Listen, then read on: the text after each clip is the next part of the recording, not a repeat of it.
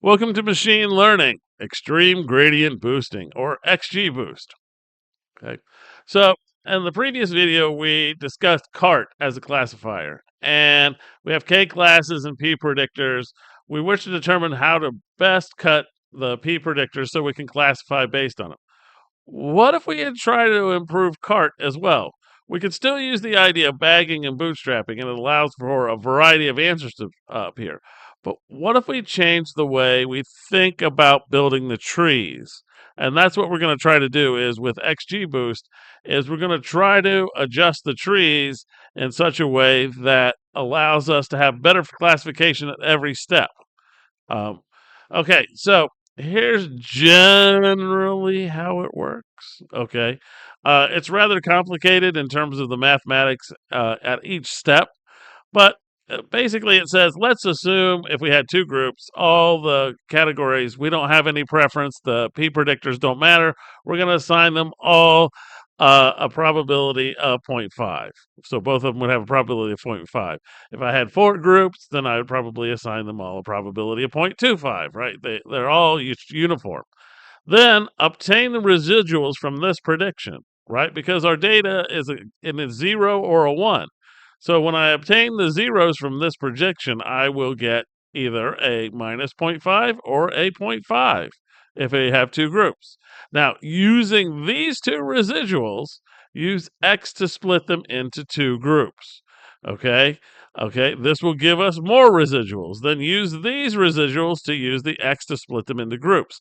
And the idea here with this extreme gradient boosting is you keep using the residuals over and over and over uh, so that you're not paying attention to the actual classification. You're looking at the residuals and trying to improve each residual on its own versus the overall. Now, if you want a detailed example where people actually handwrite this out, here's the link to this. I'll put it down in the description as well. It goes through two layers of this, and it shows you every single calculation and how they work. But fortunately, uh, we already have it done in Python for us in Sci-kit Learn. So this idea of splitting and using the residual, this is boosting the information. Okay, we're boosting the information from our data by paying attention to the residuals. And since it pays attention to the residuals, it's very popular due to its ability to fit the data. And often, in lots and lots of tests, this is the best thing that will fit data. People love this stuff. And I don't say that I dislike it, but we have a bunch of tools to use. So don't become fixated on one tool that you say, oh, well, this will work for everything.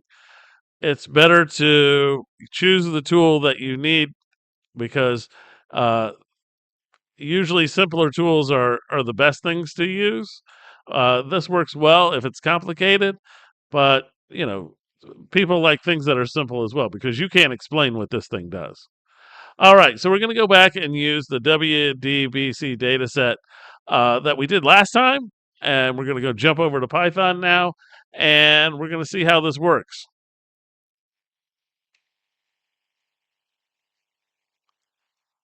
Okay, so we made it over to Python here. There isn't a whole lot different in this. I left the code from last time, and so if you have the code from last time, of course you can get this code off of GitHub or Canvas. I'm putting it up there as well. This is lecture 36.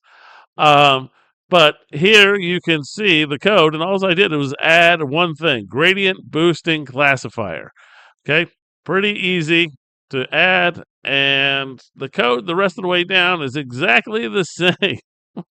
Exactly. Even my random states are the same. Exactly the same, except for this right here. I just changed it from my random forest classifier to gradient boosting classifier.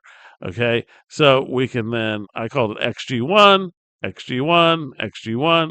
Everything else is the same, except I changed the name of it here, here, and changed this. Okay, so this reads in the data in our libraries. So we make sure that all works. Right, and that works. Okay, then here, this is going to separate out our data just like last time. If you haven't watched the previous video, you might. So it gives us our X variables and our Y variable. Our Y variable is the diagnosis of malignant or benign. Okay, and this breaks us into test and training sets just like before. And I purposely made it with the same random state. So if you wanted to go back and compare across the models, you can actually do it. And you can see which one works better. So we're going to get X train, X test, Y train, Y test. We've talked about this lots of times in previous videos. And these are stratified to make sure everything's balanced. So that we have the same proportion of benign in both the training and the test data sets. All right, and then we're going to just run it through, and we're going to get a confusion matrix. So let's do this. You'll see it's not hard. It's just a matter of copy or highlight, run it, and here we can fit the model. The model took a little bit of time to fit. If you notice, there was a tiny pause. And here we can look at the confusion matrix that we got. And this one's pretty good. The last one, I think, had 5 and 4 on the off diagonals. So this one classifies even better than the last one. Okay.